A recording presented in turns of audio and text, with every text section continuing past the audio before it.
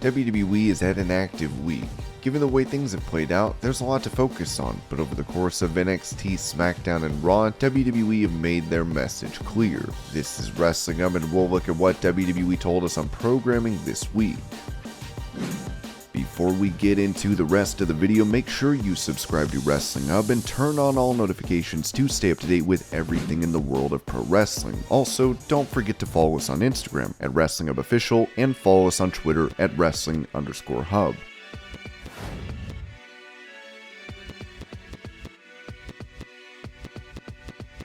Those 4 words are then, now, forever, and the most important word is together.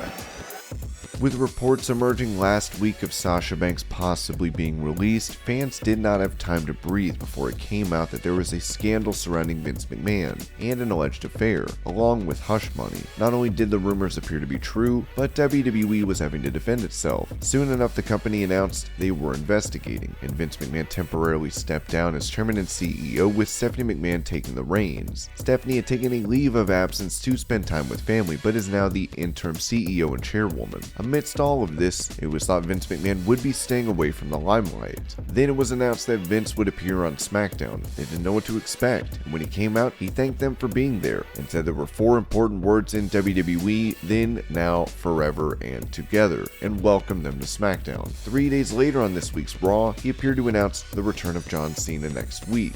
The WWE chairman seemingly wants to send a message that he is still standing. This is clearly a sign that his ego is bigger than ever, and he wants to control the message when it comes to the narrative surrounding the spotlight on his personal life.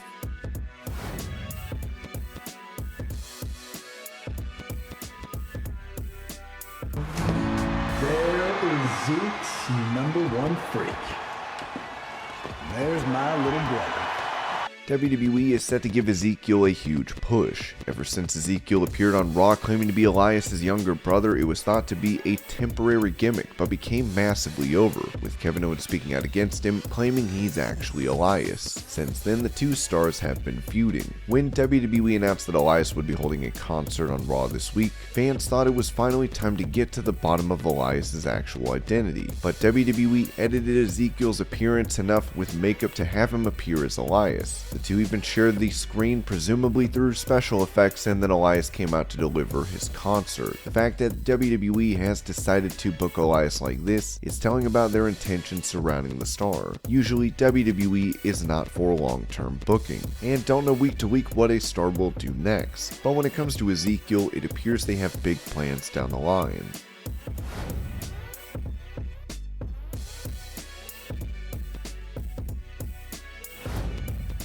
There was a time when Brock Lesnar used to win anything he was a part of. He was called the next big thing by Paul Heyman, and that's exactly what he proved to be. Now WWE appear to have found their next big thing in Bron Breakker. The NXT champion has very much been the face of the brand ever since its rebranding. Breakker has been booked like a proper star in NXT, even if his first main roster feud did not really go to plan. He faced Duke Hudson last week in a title match, and despite being attacked by the star before the bell, he hit him with a spear and defeated him within seconds with a power slam. If he continues this way, his place in WWE will become clearer.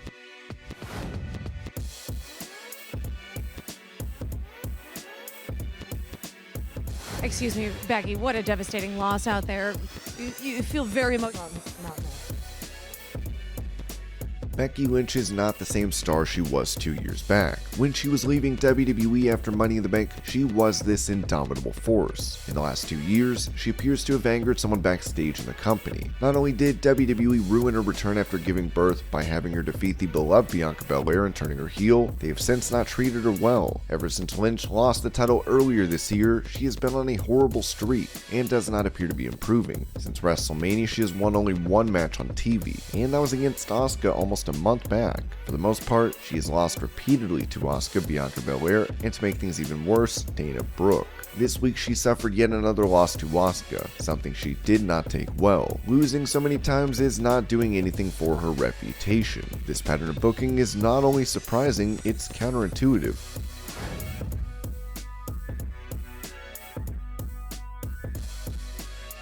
How he goes about his business. There is no doubt he is one of the great champions in the history. Roman Reigns is the undisputed WWE Universal Champion and has been defeating everyone for almost 2 years now. Reigns is the face of the company and understandably WWE treat him well. What does not make sense is how they treat anyone else who might be a threat to Reigns. Over the last few months, Reigns has defeated everyone, including most recently Riddle on SmackDown. Riddle losing was not a shock, but what was a surprise what was happened after. It seems the company may finally be protecting one of the people who might take the title off Reigns. WWE brought back Brock Lesnar. The two feuded as recently as earlier this year, though Reigns defeated Lesnar and it was assumed that he would not be seen for a long time. Brock returning and attacking Roman was a declaration of intent. The two have now been booked for a last man standing match at SummerSlam. There was no feud, no promo, nothing to build up this bout, but it was decided by WWE. What the company is thinking when booking this without any build-up is unclear, but it's known they are saving 2 stars for Reigns by doing this. Drew McIntyre is set to face Roman later this year at Clash at the Castle. The other star being protected is Randy Orton, who may be out for a while given his spinal issues. According to Meltzer, he was originally planned as Reigns' opponent at SummerSlam, with Riddle initially set to face Roman at Money in the Bank. Brock Lesnar and Reigns' match might end up conclusively with Reigns getting another win, and while it would hurt Lesnar to lose again, it would have been worse had Orton or McIntyre been the ones losing.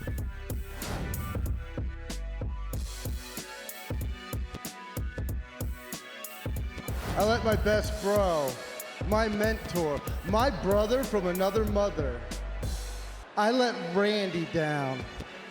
Riddle is not having good luck. First, his tag team with Randy Orton was temporarily dissolved after Orton's back injury. Then he fought and defeated everyone on his path to face Roman Reigns. Given a title shot, although he was expected to lose, it was a big opportunity. In the match, although Reigns won, Riddle had given a good showcase and established himself as a top star. WWE apparently thought differently, and they showed it this week. Riddle was set to face Omos, and he suffered yet another loss. After being dominated for most of the bout, he tried to hit the Giant with the RKO, but it was blocked. Riddle was hit with the double choke slam and he lost. To make things worse, Omos hit him with another double choke slam before heading to the back.